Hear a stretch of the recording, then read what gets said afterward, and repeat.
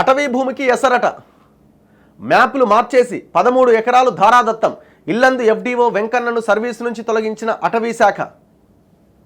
ఓహో, మ్యాప్నే మార్చి పడేసినట మనోడు, గొప్పోడు కదా. మరి హైదరాబాద్లో చెరువులనే మార్చిర్రు. హైదరాబాద్లో చాలా లేక్స్ చెరువుల మ్యాప్లే మార్చేసిర్రు. మరి ఒక్కని అరెస్ట్ చేయలే ఇంతవరకు. ఇక్కడ అధికారులు 10 సార్లు సర్వేలు చేసి ఒక్కొక్క చెరువు అందులో వస్తలేదంటే రావాలి ఎట్లనే చేసి అట్లా మ్యాప్లు మార్చేసిరు. ఇక్కడ ఏడు మన గూడెం మైపాల్ రెడ్డి అయితే ఊరే మార్చేసిండు. ఇప్పుడు 2 ఊర్ల బార్డర్లు ఉంటాయి కదా, బార్డర్లే మార్చి పడేసిండు మైపాల్ రెడ్డి. బార్డర్లు మార్చి పడేసి లేఅవుట్లు చేసి మొత్తం అమ్మి పడేసిండు. ఇప్పుడు కొన్నవాళ్ళు లబోదిబో అంటున్నారు పాపం.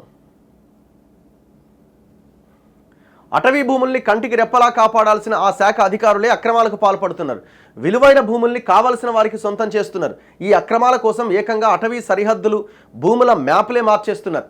ఉమ్మడి ఖమ్మం జిల్లాలో సీతారామ ఎత్తిపోతల ప్రాజెక్టుకు బదలాయించిన అటవీ భూముల వ్యవహారంలో చోటు చేసుకున్నది.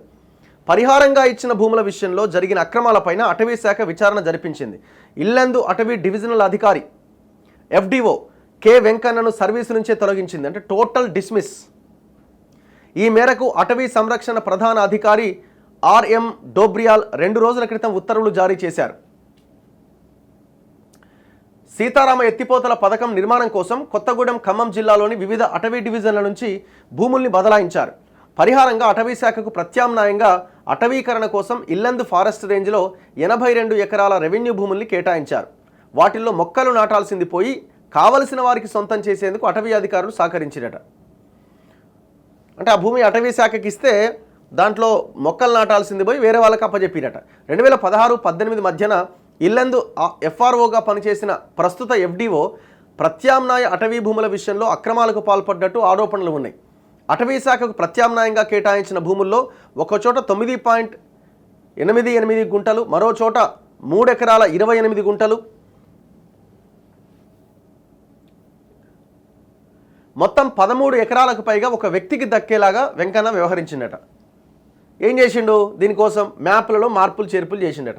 ప్రత్యామ్నాయంగా వచ్చిన 82 ఎకరాల విస్తీర్ణం లెక్కలో ఎక్కడా తేడా రాకుండా వెంకన్న కుట్రపూరితంగా వ్యవహరించిండు. పరిహారంగా కేటాయించిన భూమి Yellandu range Kommugudem beat reserve forest పక్కనే ఉన్నదట. ఆ భూమి హద్దును దాన్ని ఆనుకుని ఉన్న అటవీ భూమిలో కొంతమేర చొప్పించి ఆ మేరకు రెవెన్యూ భూమి మ్యాప్లో అటవీ భూమి మ్యాప్లో మార్పులు చేసిండట. తద్వారా ప్రత్యామ్నాయంగా వచ్చిన విస్తీర్ణంలో మిగిలిన భూమి ఒక వ్యక్తికి దక్కేలా చూసిండట. పరిహారంగా అటవీ శాఖకు వచ్చిన దాంట్లో కొంత భూమిని అప్పటి ఎఫ్ఆర్ఓ వెంకన్న వదిలేసిండు. ఆ భూమి ఒక వ్యక్తి ఆధీనంలో ఉన్నది. అతడు ఇల్లందు అటవీ రేంజ్లో బేస్ క్యాంప్ వాచర్ అట. కొమరారం అటవీ రేంజ్ ఎఫ్ఆర్ఓ కార్యాలయంలో పనిచేస్తున్న ఒక సీనియర్ అసిస్టెంట్కు ఆ బేస్ క్యాంప్ వాచర్ సోదరుడట. అంత దొంగలు. వెంకన్న తీవ్ర అక్రమాలకు పాల్పడ్డాడు.